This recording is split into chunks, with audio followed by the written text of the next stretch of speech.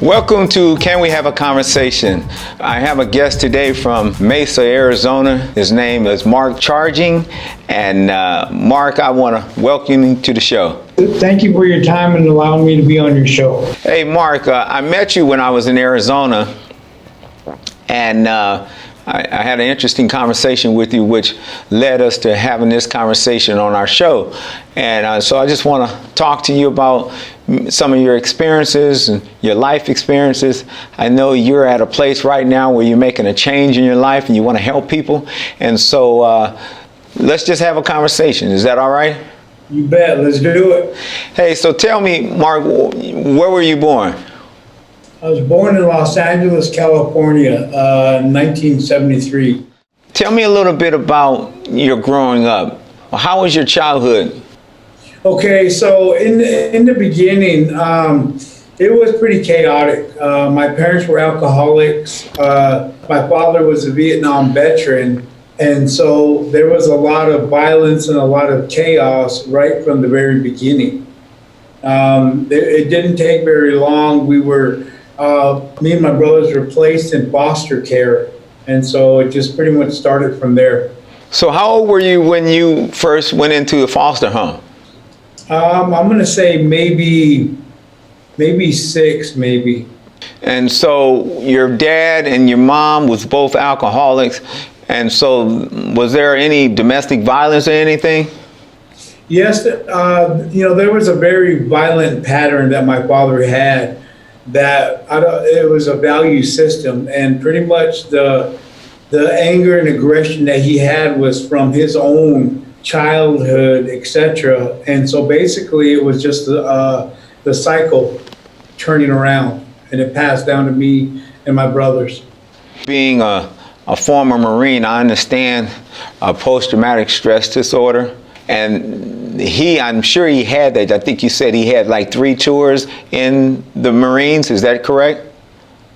Yes. And, once alcohol was added, then it was just basically a reenactment of the episodes in which he had endured while he was in the service. So it wasn't very good, or it wasn't nice to watch. He took it out on my mother and my siblings. Hence the broken home and pretty much the domestic violence you're talking about. And I think you and I had this conversation when I met you, and we talked about fatherhood and the importance of how fathers are the foundation of the family, and how they are the ones, especially when it comes to young boys, to give them that foundation and that discipline. Tell me, what kind of discipline did you have, or the foundation that was laid before you at that age when you went to the foster home? There was none. As far as any type of trust, stability, it was survival. I'll put it that way. I learned how to survive at an early age, and once you learn how to survive, you learn how to adapt to any type of situation. So as far as any type of values or virtues, there was none. So tell me, who gave you the definition of a man? Where did you learn that from? When I ended up going back to North Dakota, I got bounced around quite a bit. My whole life has been spent in group homes, detention centers, foster homes, youth detention centers, pretty much any form of incarceration. I've been through it. And periodically I would end up with relatives on the reservation. And I ended up staying with an uncle of mine, a distant relative, and he was a pillar of the community, and he instilled values of being a man and being responsible, etc. So I did have a little bit of sunshine in the darkness. It might have been a little late down the road, because a lot of that foundational should have been placed in you at an earlier age. So at 13, you had already been in several foster homes. Am I correct? I had been basically in psych wards, the state hospital, numerous treatment centers, group homes. Yes, up to this point, I was basically a problematic child that they could not find a placement for until this family came along, and they were a family. I mean, this guy was the president of the school board, the tribal council. He was a very productive citizen. So when I entered his house, it was like entering a movie. It was so surreal, so unreal. the way they had dinner together, they prayed together, etc. So that's where my process started of finding out what a man is. Oh man, that's a wonderful thing that they were able to embrace you into their home that way. And so tell me, let's moving fast forward, when you moved in with them and you got that foundation about manhood, and you was kind of, I'm sure you were still, because of all the places that you've been and the shifts and the changes that you've been through at that age, which is a very young age. I mean, you're just becoming a teenager. How did you adapt to that environment? It was really hard to build up any kind of trust, because basically up to that point in my life, every door as far as love or any type of family had been slammed in my face. And so the adjustment, and to actually see somebody that genuinely cared, genuinely loved his children, I think it was a turning point, because in my recovery today, I was able to go back to those values and reflect on them. You're still working and moving forward to try to change your life and be productive. I mean, there's a lot of people that's been through a lot less than you that's in psych wards today. I went and committed suicide. I just want to commend you. I know I talked to you on the phone and you said that, your son wants to come live with you. So tell me a little bit about that. A very unique situation. My son is from Northern California. He's been born and raised in the gang mentality all his life. He's 25 years old. Because of my recovery, I've been sober for 7 months. I've done everything humanly possible to change my life, and he's seen the work, and so he's reached out to me, and he wants to come down to Arizona and start over. And so basically, as I'm changing my life and my culture, now I'm going to have the chance to help him out and get away from the gangs and everything that he's going through. And he has a 3-year-old son, so he has my grandson. So there's 3 generations right there. Yeah, that's what I was thinking about when you were talking, because I know that you had struggled with alcoholism as well. And then you said your father has struggled with alcoholism.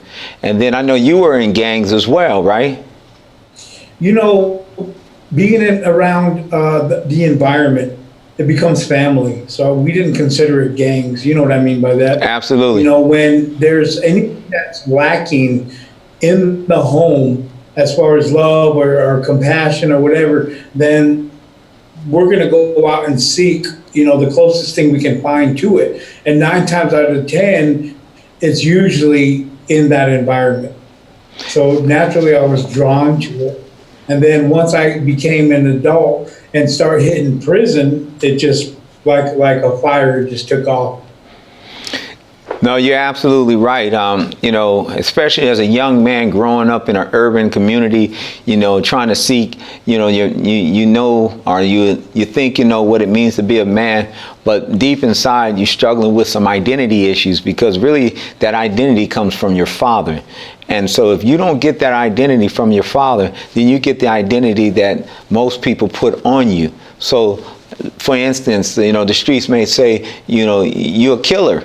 You're a drug dealer, you're a hustler, yeah, that's who I am. I'm a killer, I'm a hustler. And so we take on that identity because we don't really know who we are. And so does that make sense? Oh, absolutely. I agree with that, because once you get, accustomed to a lifestyle, then it becomes familiar, and then you become, to a point where it's acceptable.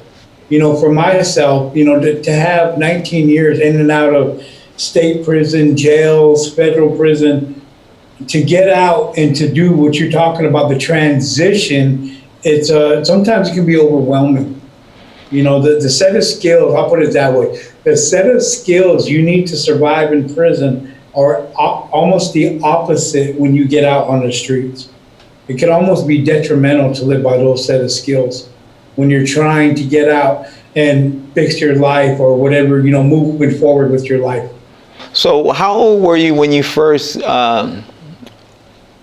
were locked up or was put in juvenile hall, what was the age when you first got into some trouble? I'm going to say 7, maybe 7 years old. But as far as, there's just so many of them, because there was just nobody at home that actually cared. And, it just became, acceptable, so to speak. It became acceptable that we didn't have food at the house. So in order for me to have food, I would go steal it or do whatever by any means necessary. Survival. So was that the first crime that you committed at 7? Yeah, I'd say so. And then, and I get it. And so it's just a means of trying to survive. You trying to eat, you get caught, they put you in juvenile hall, you get out, then what? After a while, because of all the things that I had seen at home as far as with the violence, and the violence was really extreme, I would much rather have been in them places, and sometimes it was deliberate to get locked up. So I wouldn't have to go home and, witness the things that I was seeing at home. So then once I started to accept incarceration at that age, it just snowballed from there. No, absolutely. I see that often, that I see a lot of guys commit really crazy crimes. I'm like, man, why did they do something like that? They only been out for like 10 days, but it feels like it's more home inside than outside. It makes no sense to society, but it makes a lot of sense to those that's in the system that has to survive. And one of the ways of survival is those kind of mechanisms, When they talk about checks and balances as a man, we got to be accountable to somebody, because if we don't have those checks and balances, I always say a person who's not accountable to anybody, I'm talking about a man now, a man who's not accountable to anybody has no walls. You know what I'm saying? So there's no checks and balances. So they do whatever they want to do because there's nobody who's going to check them in their accountability. And if you go into prison or you go to jail, you got these guys, man, and all they doing is trying to decide how they can become better criminals while they locked up. Am I right or wrong? You're right, absolutely. So when did you do some hard time, man? I'm going to say when I was 19 in the state of Wyoming is when I first did my first adult bit. It was over bootleg and broke into a liquor store because I wanted to sell alcohol. And so I ended up catching a 1 to 3 year bit in the state of Wyoming. And at 19 years old was the first time I had done any type of crime or any type of time.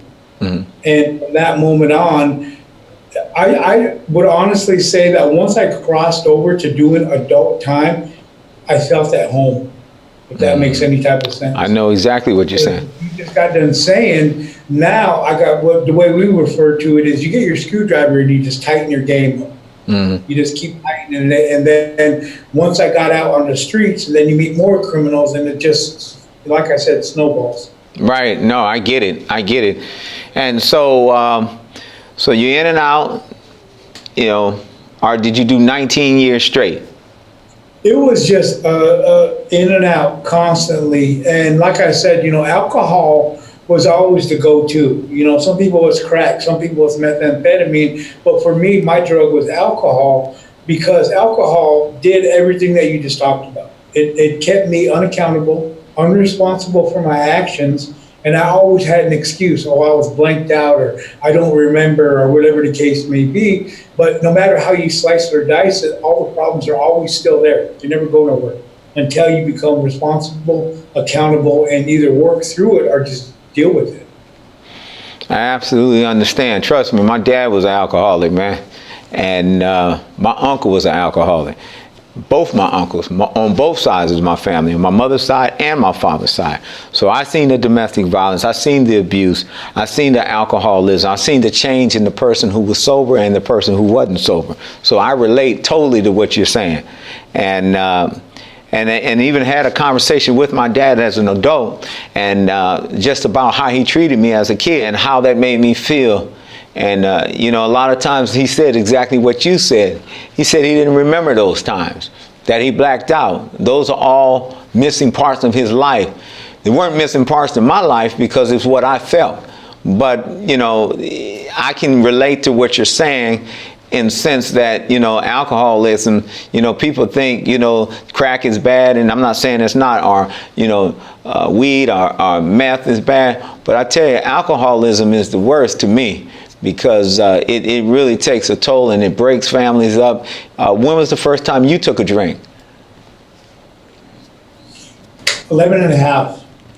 I pretty much did what I seen the adults around me doing, and it's really unique with my drinking, because from the time I drank, from 11 and a half until I sobered up 7 months ago, I drank like I did the first time. I drank not only to get drunk, not to be social, but everything that I was feeling up to that point came out when I get drunk. Tell me a little bit more. Go ahead. Tell me a little bit more. Well,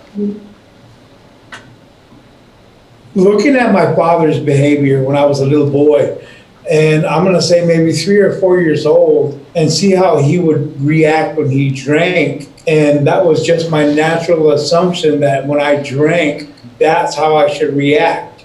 And every time he got drunk, it was violent, extremely violent, because as a Marine, you guys are trained to kill. These things that you guys have, that was his philosophy, was he was going to teach us what Marines know how to do. So if you're talking about a 6 or 7 year old kid, then his father is trying to teach him Marine techniques, No, I get it. I sometimes find myself disciplining my children with the tactics that I learned in the Marines, and I have to withdraw back and say, my kids didn't enlist in the Marines. They don't deserve that. And you know what I'm saying? So I get it. I get it. It's not easy, because we're programmed, to think like that, to survive like that, to improvise, to make sure that we adapt in any situation, every circumstance. So everybody who's connected to us, they're supposed to be able to deal with the same way that we deal with it, which is not fair to a kid. Yeah, absolutely. Because now you're forcing, the child to make adult choices. You're forcing the child to feel like an adult when they should be worried about cartoons and cereal and stuff like that.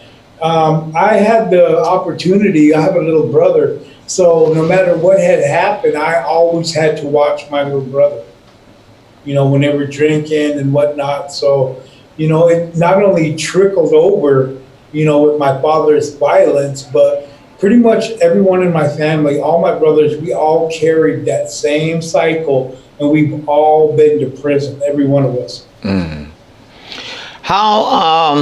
How's your youngest brother doing? Because of the way we grew up, me and my brothers are not really close. We're just products of the system, and I'll clean that up. I'll put it this way. Now that I'm in recovery, I've been in recovery for 7 months, went to inpatient treatment for 30 days, got out, did 4 months of IOP, intensive outpatient, because I got tired of living the way that I was living. I'm working on those relationships. That's a good thing, man. I always use this analogy. You ever rode on an airplane before? Oh, yeah. So on an airplane, man, when they begin to tell you the instructions on what you do, they said if you are in an emergency situation, what do they tell you to do? Grab the mask. And put yours on first before you put the other person's on, right? Right. So what you're doing, man, is you're trying to put your mask on first. So get your life together before you can help them, because they know who you used to be. So now, in order for you to reach out to them, and they need to see a different person who you are. I asked you, was you a believer? You said yes. The Bible says that, when we come to Christ, that we're a new creation. All things pass away and all things become new. So now you're a new creature. It's not who you used to be. It's not when you was, fighting on the streets. It wasn't when you was drinking. It wasn't when you was incarcerated. You got a brand new life, and it starts now.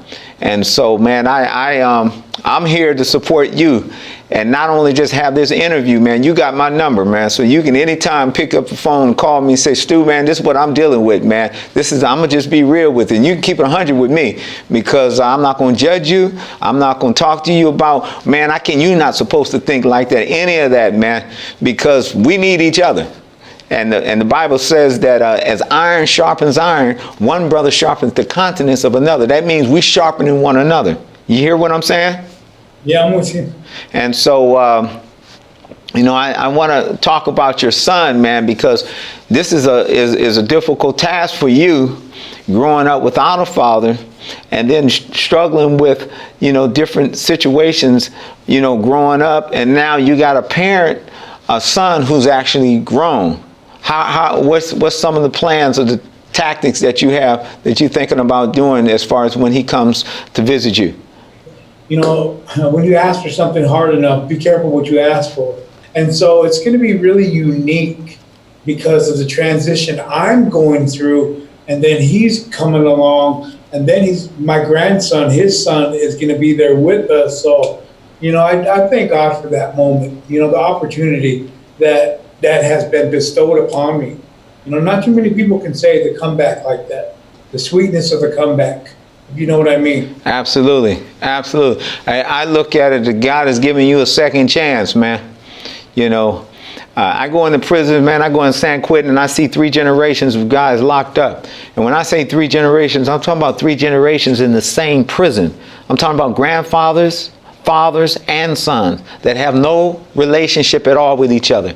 They hate each other. They don't talk with each other. There's no communication because they're blaming one another.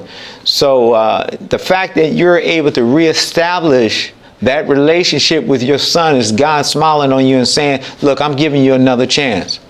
And so now you're going to have to lead by example. And when things get difficult, man, you're going to have to deal with it in a different way than the way you've been dealing with it, because it's easy to go back and say, well, man, I can't deal with this and go and have a drink. But then that cycle starts all back over, as you know. I'm not telling you how to pray, man, but what I would say is when you pray, ask God to help you through the journey. God, help me through this process. Give me your wisdom, because the Bible says that he will give any person who asks for wisdom, that he will pour it out liberally on him. So that's what you really need. You need the wisdom of God. You need the knowledge of God, because when it comes to parenting, man, there is no better parent than God. So he's going to give you all the tools that you need. Even though you feel like you're not equipped, you're equipped, man. You got more to offer your son than any father could ever offer his son. 1 is the fact that you're willing to be available. 2 is that you've had experience to show. 3 is you can talk to him about where he needs to go and where he needs not to go. So it's a reason why he said that he wants to be with you. He's looking to you for answers. He's looking for you for advice. He's looking for you to share some stuff. The missing link to his life. The missing piece to his life is you. And he's not going to get his life together until he has you. Because God orchestrated it that way. That we as father pour back into our sons and to our daughters. And so it's a difficult thing, but it's not impossible. It's possible because I know you believe. And every time that you don't know the answer, you ask God to give you the answer, man. And God got great things for you, brother. The biggest thing that, people that have gone through struggles and then they've been locked up and they've been in locked down for so much that they don't want to enter back into society. They don't want to do things. They don't want to get engaged. But that's the thing, man. Rather than try to abandon that situation or withdraw from that, just like you used to do in the streets, man, you got to take that head on. You can't run through it. You got to go and approach that situation head on. The first time it's going to be a little difficult, but the more you do it, the easier it's going to get, man. This is a second part of your life. And so I'm here to say anything I can do to help you through the journey, I'm here for you. Thank you. And always remember, Mark, the fact that your heart is still beating means you still got a chance, man. So, amen. So you got to have a plan, man. Tell me what's the plan, man, with just, what is your son's name? Jalen. Jalen Mark. Jalen Mark. He's 25, right? Yes, sir. And no, he's from Northern California. Born and raised. So he was, I'm Native American and he was born and raised Mexican. Okay. So that's another cultural thing that we're going to have, we're going to we're going to face, but we are familiar with each other. We've been in and out of each other's lives for about maybe the last 6 or 7 years, but it was never on this level because like I said, he reached out to me, and part of the negotiation was, sobriety, et cetera, but he is willing to do anything that I require him to do. I got a very unique opportunity. I think, the second time around, as far as being, having the chance, being able to look at life today for me is like night and day. My probation officer recently told me that I've done a 180. Okay, so I always figured that I would end up living my life. I would end up doing life in prison, or I would end up dead. Okay, I never thought I would be in this type of position to be responsible, to be accountable, to be a father, and to genuinely have my kids look up to me. The turnaround is, just being able to be responsible. That's, the main thing for me today, because 29 years of hard drinking, that, and what you were talking about earlier, how many times I've used that line? Oh, I don't remember. I don't recollect. I don't recall. After a while, it just becomes an excuse. Well, life is like night and day, because today I go to work every day from 8 to 5. I go to the gym. I'm accountable. I'm responsible. I don't got to worry about seeing my PO anymore. I remember, this was actually one of the first times. Next month, I ain't got nothing to worry about. I'm just saying that, once I got out of my own way and became willing, open to suggestion that I don't know everything, and getting rid of those ways, those badass ways of not being accountable and, forcing the blame on other people, etc. And then once I eliminated alcohol, once alcohol was eliminated, I had no choice but to deal with my problems, as a man. Well, man, this is a pleasure, man, having this interview with you. And it's one of many, man. I'm sure we're going to do some work together, talk some time again. And all I want to do, man, is continue to tell you, keep doing the work that you're doing, man. Keep your head up and live one day at a time. Okay, thank you. I appreciate your time, too. Thank you. God bless you. Our guest, Mark Charging. We're loving what God is doing in his life, what God is going to do in his family's life. Until the next time, God bless you and stay strong.